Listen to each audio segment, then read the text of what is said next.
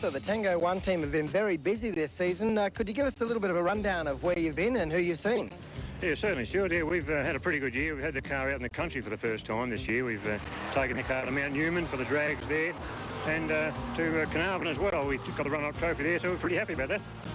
It's been a very important part of this car's existence that the kids in the areas get a chance to become involved. When you go into a place like Carnarvon, is it easy to find kids to volunteer, or do they queue up to become involved in the team?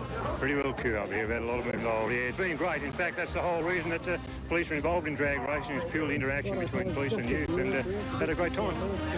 Now, Noel, it takes a lot of your time and a lot of the team's time to keep this car on track, but you also have some very important helpers through the business community. Could you tell us a little bit about them? Yeah, certainly. Look, it wouldn't function. It's run purely by sponsorship. There's no taxpayers' dollars in this project at all.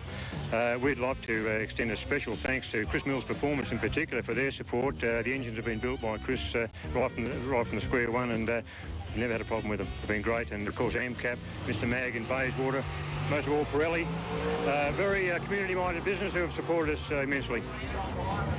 Noel, could you tell us a little bit about this Holden Statesman? Yeah, well, the car originally was a General Motors test car, and it was donated to the WA Police Service for this purpose. And through the support of sponsors in the local community, we've been able to develop it. It runs a 308 V8 engine with a Group A throttle body, roller rockers, extractors. It's not highly modified in terms. It's not the quickest street car here, but it's been very competitive, and we're happy with that. We don't intend to really pursue any greater speeds with the car. It's the idea is to interact with the youth who can run their road registered cars. I really don't want to go too quick. Well, at this level of drag racing, the driver's skill and the involvement in the sport is probably more important than being the fastest driver out there. You have a handicap to race on, which you nominate. So there's been no need to gut this car. It is actually still full street trim. That's right, still full street trim, and this is the way we'll stay in this area. And yeah, we've been very happy with that bracket system, where we've been able to be competitive with the cars much faster. Now, have there been any modifications to the vehicle under the skin? Have you had to increase the reliability of the transmission, or have you looked at areas like that that needed improving? Certainly, it runs a Turbo 700 automatic transmission, which we've had a performance kit put through, and it's engineered right to change at the right time. We just put it in drive and plant the foot. Well, that's a great way to go racing. We know you're an inspiration to a lot of young fellas who never thought they could drag race, and we wish you a lot of luck. Well, they certainly like to race with us, and as you know, when they beat us, we present them with an official certificate proving they like that. I've seen a few of your workshops around town, and I know the guys guard them very jealously. They don't want their mates wandering off with them. No, that's great. It's all good fun, and we've made a lot of friends down here.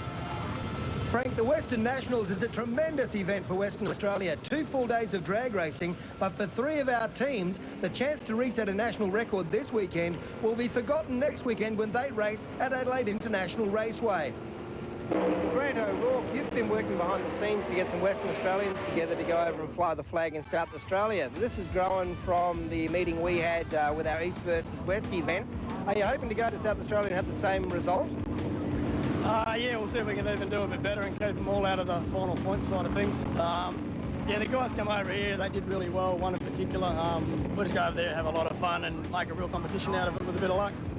While you're going over, will you be looking at a tune-up that you can put in the car to keep it safe, save a lot of parts, or will you go over there and try to run on the record?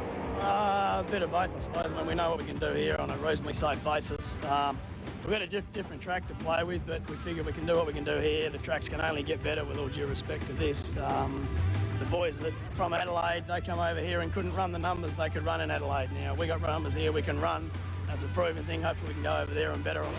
Well, Clive Hudson, you're about to have the 10 busiest days of your life. You've got 2 days of racing at the Western Nationals, and then the entire team will be racing at Adelaide International Raceway. Now, how did the Adelaide race come about for you? I'm not really sure, Stuart. They've got an open day there, and they rang up Grant O'Rourke and put a few names forward. For you guys, it'll be like a little mini nationals.